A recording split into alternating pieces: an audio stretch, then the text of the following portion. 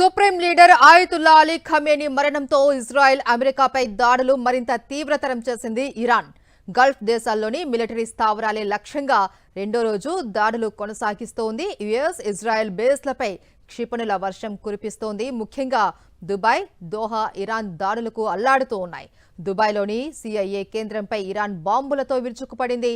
అటు దోహాలో పలుచోట్ల పేలుళ్లు సంభవించాయి. ఇరాన్ ప్రతీకార దాడుల నేపథ్యంలో అమెరికా, ఇజ్రాయెల్ అప్రమత్తమయ్యాయి. ఇరాన్ సైనిక స్థావరాలపై సంయుక్త బలగాలు దాడులకు దిగాయి. మరోవైపు లెబనాన్లోని యుఎస్ ఎంబసీపై దాడులు చేశాయి ఇరాన్ బలగాలు. తాజాగా పశ్చిమ ఆసియాలోని 27 అమెరికా సైనిక స్థావరాలే లక్ష్యంగా క్షిపణులు, డ్రోన్లతో ప్రతి దాడులకు దిగింది ఇరాన్. దీంతో పలు దేశాలలో భారీగా పేలుళ్లు జరిగాయి. ఇరాన్కు చెందిన ఐఆర్జీసీ దళాలు నిన్నటి నుంచి ఆరోసారి పశ్చిమ ఆసియాలోని అమెరికా స్థావరాలపై దాడులు నిర్వహించాయి.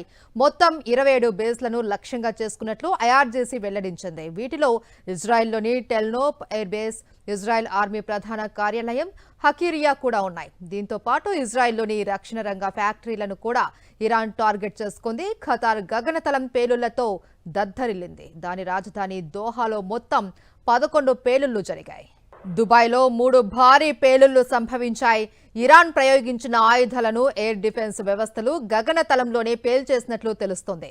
శకలాలు కూలడంతో దుబాయ్లో అత్యంత రద్దీగా ఉండే జబిల్ అలీ పోర్టులో భారీగా మంటలు చెలరేగాయి. మరోవైపు అమెరికా నౌకలకు మందుగుండు సరఫరా చేసే ఎంఎస్పీ షిప్పై 4 డ్రోన్లతో దాడి చేసినట్లు ఇరాన్ ప్రకటించింది. దీన్ని ఆపరేషన్ ట్రూ ప్రామిస్ లో భాగంగా చేపట్టినట్లు వెల్లడించింది. ఇరాన్ దాడుల నేపథ్యంలో బహ్రెయిన్ కూడా ప్రజలను అప్రమత్తం చేసింది. సైరన్లు మోగిన వెంటనే సమీపంలోని సురక్షిత ప్రదేశాలకు వెళ్లాలి అని సూచించింది. ఇరాక్లోని ఇర్బిల్ ఎయిర్పోర్టుపై దాడి జరిగింది. దీంతో భారీగా పొగ, మంటలు వ్యాపించాయి. బాగ్దాద్లోని గ్రీన్ జోన్ సమీపంలో తీవ్ర ఆందోళనలు చెలరేగాయి.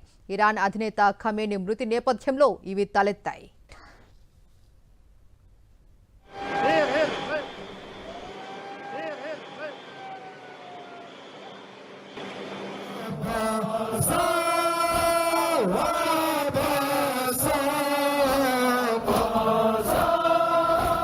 Wow.